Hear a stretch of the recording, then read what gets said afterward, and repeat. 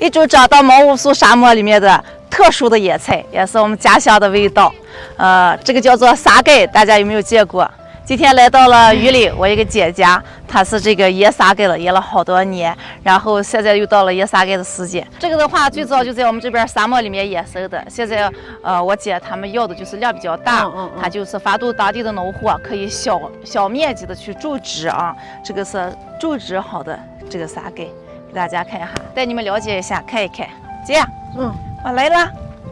今天沙盖丰收了，丰收了，大家越种越有经验。我记得你跟我说过，种沙盖不能上，对，不能上化肥、尿素、二氮，所有的工业肥、农药都不能打，除草剂都不能除，都不能用啊！因为除草剂一用的话，沙盖也死了，因为它也是一种草。就是从我做沙盖第1年开始，然后慢慢的就是带动的农户，刚开始是6户，又涨到35户，现在600多户。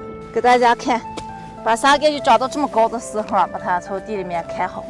最早的话，我们那会儿吃这个就要在沙漠里面去挖了，野生的。后来就放弃往后种一些。现在的话，基本上一家种个1、2亩还行啊。对，不能大面积种，大面积种管理不了，管理不过来，容易有病虫害。哦，是这个。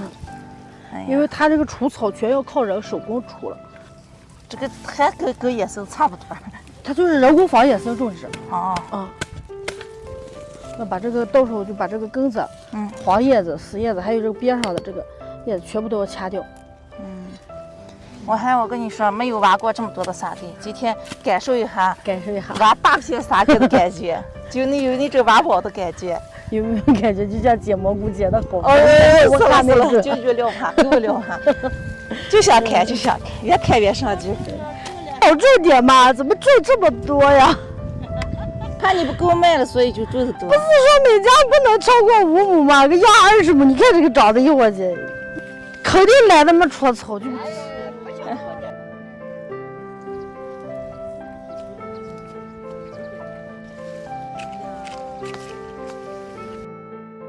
然后就是从地里面挖回来的沙盖，要在这个地方卸下来，这是冷库，然后来初步做一个分解。现在全部都卸到冷库里面来，给你们看一看。每天卸多少？5万斤，每天5万斤啊！哎呦，量好大！只要筐子回来，那2天筐子一天100罐往回来掉筐子了，哎呦！正儿八经带动了当地的农户经济收入。对，这儿种的可多了噻。这个是谁家的？一家的啊！你们今年种多少了？我们今年种4亩了，够着了。一个上手上去。每个冷库里面就到100罐筐子，是了100罐筐子托盘。这有新买的托盘和筐子。对啊，我今年已经掉了500罐了，去年还有200罐，今年应该不会是缺货了。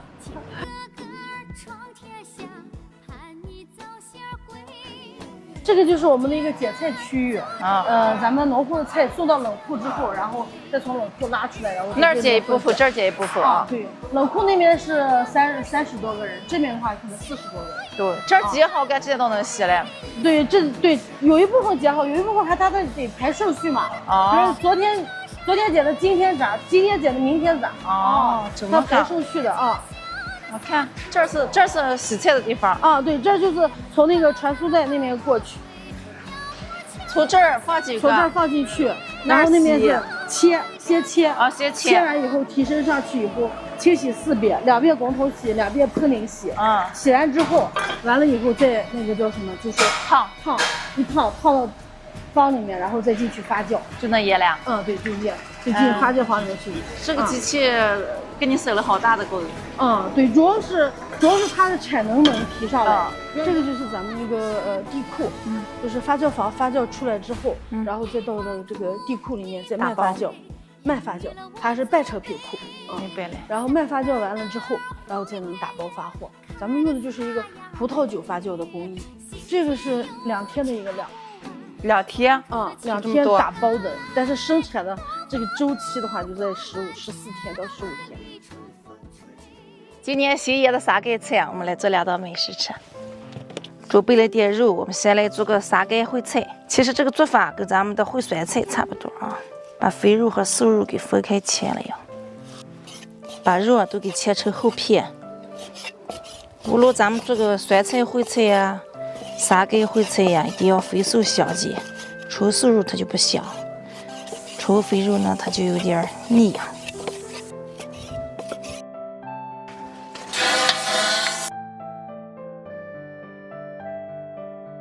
再来炒肥肉，咱们这个肥肉比较多啊，这不用倒油了，先把肥肉上面的肥油给沥下来。看，把这个肥肉啊上面的肥油全部给沥下来，这样做出来的烩菜又香，而且还不腻。这时候我们把瘦肉给倒进来，然后炒瘦肉，先把水分给炒干。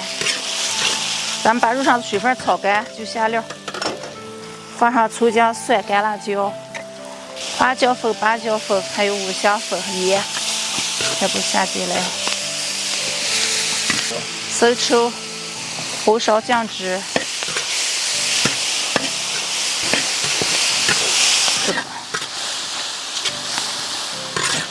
把调料炒得香香的，炒得干干的，就可以倒水了啊。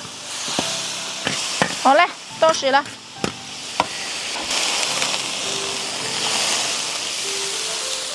炖个10来分钟，把肉给炖熟。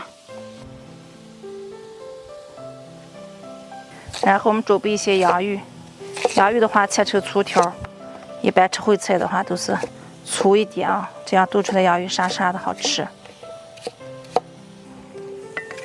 再来准备沙盖，咱这个沙盖啊，全部都是洗干净的，再不用洗了，直接捞出来就可以吃啊。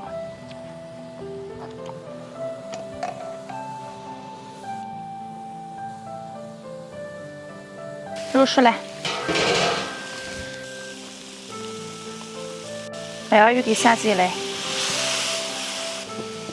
再把洋芋炖熟啊。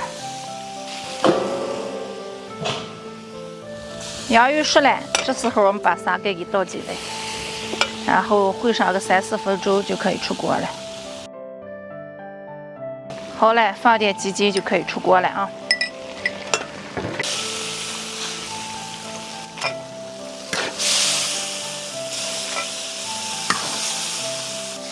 我们的沙盖啊，不仅可以和猪肉烩菜，也可以和牛肉、牛排都可以烩到一起吃啊。来上点香菜。